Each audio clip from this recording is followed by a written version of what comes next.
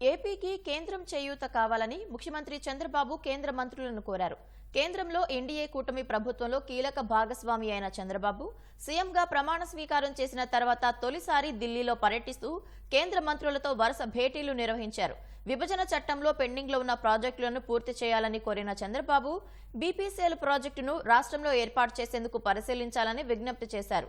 నేడు మరికొందరు కేంద్ర మంత్రులు, నీతి ఆయోగ్ సీఈఓతో పాటు పలు దేశాల రాయబారులు, పలు అంతర్జాతీయ సంస్థల ప్రతినిధులతో చంద్రబాబు భేటీ కానున్నారు.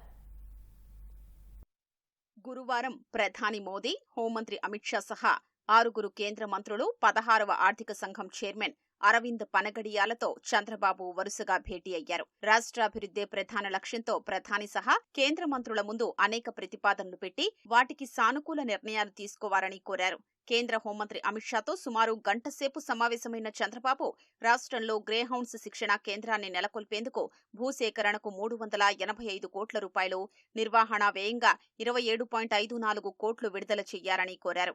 రాష్ట్ర విభజన చట్టం ప్రకారం ఆస్తుల విభజన, షెడ్యూల్ 10లో పేర్కొన్న సంస్థల విభజన, ఏపీ జెన్కో, తెలంగాణ డిస్కంల మధ్య ఆర్థిక సమస్యల్ని క్రమబద్దీకరించడానికి సహకరించాలని విన్నవించారు. ఆంధ్రప్రదేశ్ ఐపీఎస్ క్యాడర్ సమీక్ష 2015 నుంచి పెండింగ్లో ఉందన్న చంద్రబాబు క్యాడర్ సమీక్ష ప్రస్తుత బలాన్ని 79 నుంచి 117కి పెంచే అవకాశం ఉందని, ఐపీఎస్ క్యాడర్ సమీక్షను నిర్ణీత గడువు కన్నా ముందుగానే షెడ్యూల్ చేయాలని కోరారు. సీఎం వినతులకు హోంమంత్రి సానుకూలంగా స్పందించినట్లు ఏపీ ప్రభుత్వ వర్గాలు తెలిపాయి.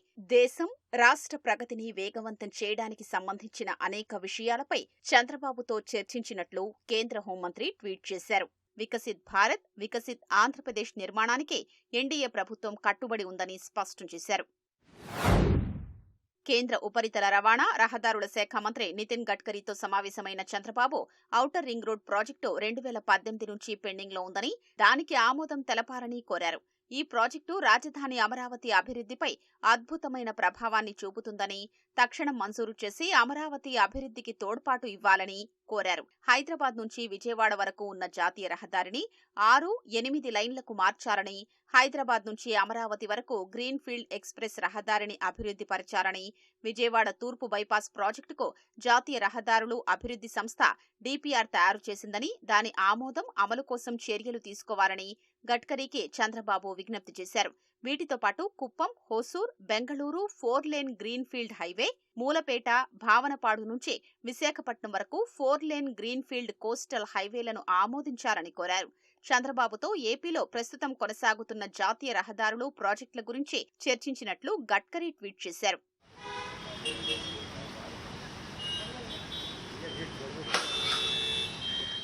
కేంద్ర వాణిజ్య శాఖ మంత్రి పీయూష్ గోయల్తో భేటీ అయిన సీఎం చంద్రబాబు రాష్ట్రంలో వైజాగ్, చెన్నై, బెంగళూరు పారిశ్రామిక నడవాలలో 4 పారిశ్రామిక నోడ్లను గుర్తించడంతో పాటు నీరు, విద్యుత్, రైల్వే, రోడ్ కనెక్టివిటీ కోసం బాహ్య మౌలిక సదుపాయాల్ని అందించడానికి గ్రాంటు రూపంలో ఆర్థిక సహాయం అందించాలని కోరారు. కేంద్ర ప్రభుత్వ ఆధీనంలో ఉన్న ఉప్పు భూముల్ని నౌకాశ్రయ పారిశ్రామిక అవసరాలకు వినియోగించుకునేందుకు వాటి నమోదిత విలువతో రాష్ట్ర ప్రభుత్వానికి బదిలీ చేయాలని కోరారు. డైనమిక్ సీఎం చంద్రబాబుతో సమావేశం ఉత్సాహంగా సాగిందని, ఆయన పాలనలో ఏపీ అభివృద్ధి బాటలో సాగుతుందని పీయూష్ గోయల్ ఆకాంక్షిస్తూ ట్వీట్ చేశారు.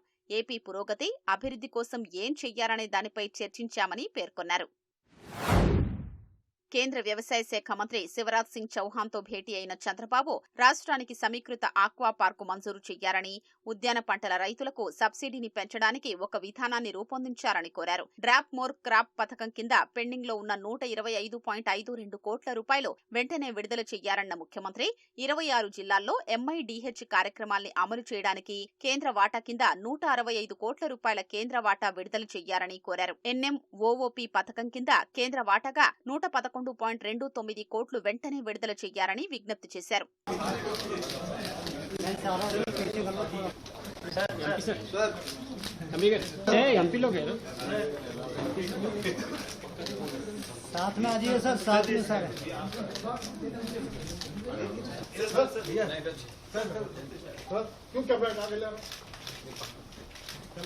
అనంతరం కేంద్ర పట్టణాభివృద్ధి విద్యుత్ శాఖ మంత్రి మనోహర్ లాల్ తో సమావేశమైన ముఖ్యమంత్రి కర్నూలు నుంచి వైజాగ్ వరకు హెచ్వీడీసీ ఐఎస్టీఎస్ లైన్ కోసం ఆమోద ప్రక్రియను వేగవంతం చేయడంతో పాటు అదనపు ప్రుడెన్షియల్ నిబంధనల సడలింపునకు అనుమతించాలని కోరారు. వైజాగ్, కాకినాడను గ్రీన్ హైడ్రోజన్ తయారీ కేంద్రంగా ప్రచారం చేయాలని విజ్ఞప్తి చేశారు. ఆ తర్వాత పెట్రోలియం మంత్రి హర్దీప్ సింగ్ పూరితో భేటీ అయిన సీఎం విభజన చట్టంలో పేర్కొన్న ప్రకారం రిఫైనరీని ఏర్పాటు చేసేందుకు అనుగుణంగా బీపీసీఎల్ కి తగిన నిర్దేశాలు ఇవ్వాలని కోరారు. ఆర్థిక మంత్రి బడ్జెట్ ప్రసంగంలో పెట్రోలియం, సహజ వాయువు మంత్రిత్వ శాఖ ద్వారా ఏపీలో రిఫైనరీ స్థాపనకు సంబంధించిన ప్రకటన చేయాలని విజ్ఞప్తి చేశారు. తొలి రోజు పర్యటనలో 16వ ఆర్థిక సంఘం చైర్మన్ అరవింద్ పనగడియాతో ప్రత్యేకంగా భేటీ అయిన సీఎం చంద్రబాబు రాష్ట్ర ఆర్థిక పరిస్థితి, కేంద్రం నుంచి కేటాయించాల్సిన నిధులు, రాష్ట్ర లోటు బడ్జెట్, అప్పుల నుంచి బయటపడేందుకు సహకారం అందించాలని కోరినట్లు తెలిసింది.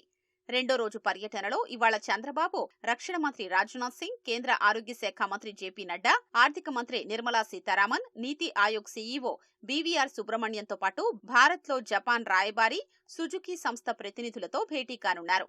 సాయంత్రం ఢిల్లీ నుంచి హైదరాబాద్కు వెళ్లనున్నారు.